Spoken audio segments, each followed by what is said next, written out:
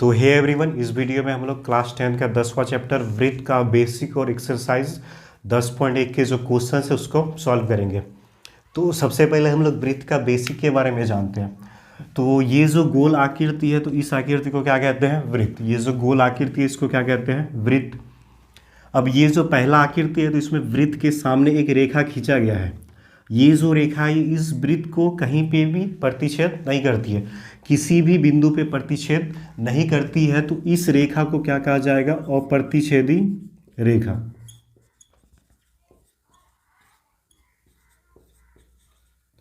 ये जो रेखा है ये इस वृत्त को किसी भी बिंदु पे प्रतिच्छेद नहीं करती है, तो इस रेखा को क्या कहा जाएगा? अप्रतिच्छेदी रेखा।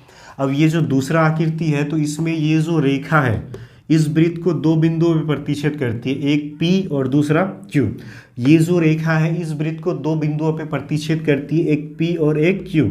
तो इस रेखा को हम लोग क्या कहेंगे? वृत्त की छेदक रेखा।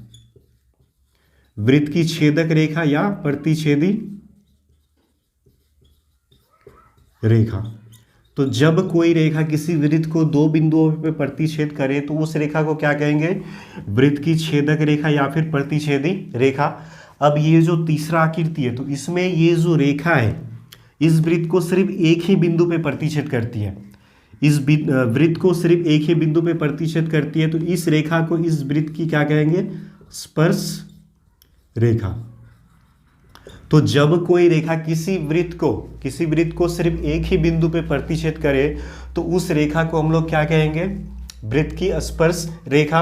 अब ये जो बिंदु है, तो ये बिंदु इस रेखा और वृत्त दोनों पे है, तो ये जो बिंदु है इस बिंदु को हम लोग क्या कहेंगे? स्पर्श बिंदु। तो जब कोई रेखा किसी भी वृत्त को किसी बिंदु पे प्रतिच्छेद ना करे तो उस रेखा को हम लोग क्या कहेंगे? अप्रतिच्छेदी रेखा। और जब कोई रेखा किसी वृत्त को दो बिंदुओं पे प्रतिच्छेद करे तो उस रेखा को हम लोग वृत्त की छेदक रेखा या फिर प्रतिच्छेदी रेखा कहेंगे। और जब कोई रेखा वृत्त को सिर्फ एक ही बिंदु पे प्रतिच्छेद करे तो उस रेखा को हम लोग क्या कहेंगे? स्पर्श रेखा। और जिस बिंदु पर प्रतिच्छेद करती है तो उस बिंदु को हम लोग क्या कहेंगे? स्पर्श बिंदु। तो ये था इसका बेसिक। तो अब जो एक्सरसाइज 10.1 है, तो उसमें हम लोग को कुछ क्वेश्चंस दिया हुआ है। तो पहला क्वेश्चन में हम लोग को दिया है कि एक वृत्त की कितनी स्पर्श रेखाएं हो सकती है। तो एक वृत्त की कितनी स्पर्श रेखाएं हो सकती है? तो एक वृत्त से हम लोग अनंत स्पर्श रेखाएं खींच सकते हैं। जैसे कि ये वृत्त है तो एक स्पर्श रेखा ये हो गया, दूसरा अगर हम लोग ऐसे खींचना चाहे तो यहाँ पे खींच सकते हैं, फिर उसके बाद और हम लोग खींचना चाहे तो ऐसे खींच सकते हैं, ऐसे खींच सकते हैं, उसके बाद फिर ऐसे भी खींच सकते हैं। तो एक वृत्त जो होता है, तो एक वृत्त पे हम लोग अनंत बिंदुएं ले सकते हैं और उससे हम लोग अनंत स्पर्श रेखाएं खींच सकते हैं। तो एक वृत्त की कितनी स्पर्श रेखाएं हो सकती है? तो एक वृत्त की अपरिमित रूप से अनेक स्पर्श रेखाएं हो सकती है।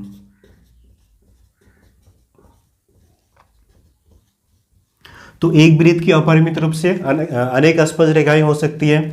अब दूसरा का हम लोग को पहला नंबर का क्वेश्चन में दिया गया है कि किसी वृत्त की स्पर्श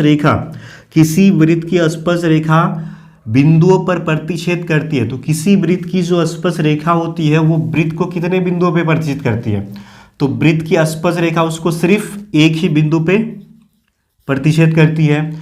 दूसरा क्वेश्चन है कि वृत्त को दो बिंदुओं पर प्रतिच्छेद करने वाली रेखा, तो दो बिंदुओं पर प्रतिच्छेद करने वाली रेखा को क्या कहते हैं? छेदक रेखा। तो इसको हम लोग क्या कहते हैं? छेदक रेखा। तो तीसरा नंबर का क्वेश्चन में हम लोग को दिया गया है कि एक वृत्त की समांतर स्पर्श रेखाएं हो सकती है। तो एक वृत्त की कितनी समांतर स्पर्श रेखाएं हो सकती हैं? सिर्फ दो ही समांतर स्पर्श रेखाएं हो सकती है।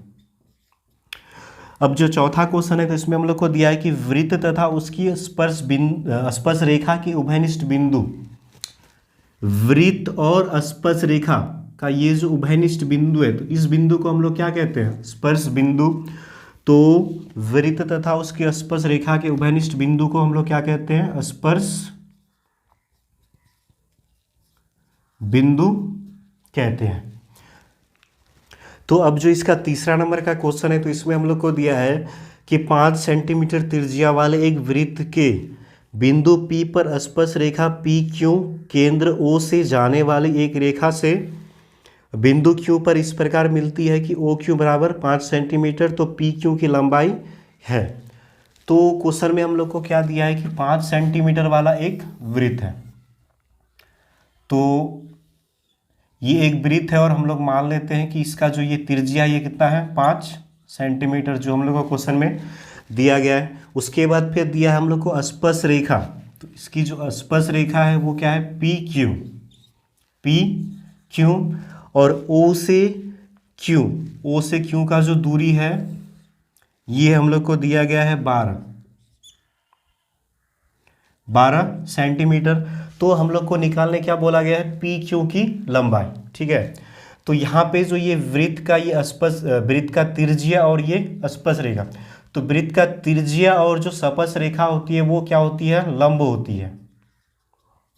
तो लंब है तो ये जो त्रिभुज बन रहा है OPQ ये समकोण त्रिभुज है, और समकोण त्रिभुज है तो हम लोग यहाँ पे पाइथागोरस थ्योरम लगा सकते हैं। तो यहाँ पे हम लोग को OP बराबर दिया गया है 5 सेंटीमीटर, OQ बराबर दिया गया है 12 सेंटीमीटर और PQ का मान हम लोग को निकालना है।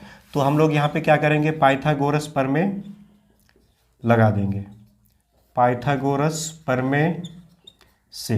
तो पाइथागोरस प्रमेय से, तो पाइथागोरस प्रमेय क्या होता है, लंब का स्क्वायर।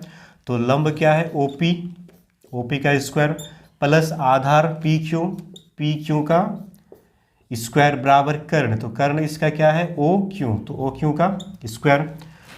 OP का मान है 5, तो 5 का स्क्वायर प्लस PQ का मान हम लोग को निकालना है, और इधर है OQ, तो OQ का मान जो है वो कितना है 12, तो 12 का स्क्वायर। 5 का स्क्वायर ये होता है 25 प्लस PQ का स्क्वायर बराबर 12 का स्क्वायर होता है 144। तो यहाँ से हम लोग को PQ निकालना है, तो हम लोग क्या करेंगे 144 प्लस है बराबर की उस तरफ लेके आएंगे तो ये हो जाएगा माइनस। तो PQ का स्क्वायर बराबर इसमें से घटेगा तो ये कितना हो जाएगा 9, 1 और इधर 1, तो इसका जो मान है 119। और यहाँ से जब हम लोग स्क्वायर हटाएंगे तो इस पर क्या आ जाएगा रूट। तो इसका जो आंसर है वो कितना होगा √119। और इसका जो चौथा नंबर का ऑप्शन है D, ये सही आंसर है।